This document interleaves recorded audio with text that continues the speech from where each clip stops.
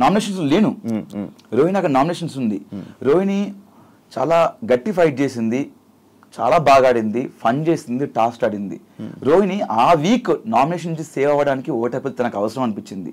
నేను ఫినాలేకి వెళ్ళిపోయాను, టాప్ 5లో ఉన్నాను, ఫస్ట్ ఫైనలిస్ట్లో ఉన్నాను, నాతో పాటు నా ఫ్రెండ్ కూడా రావాలి ఫినాలేకి అని చెప్పేసి 14th వీక్ తన నామినేషన్స్లో ఉంది.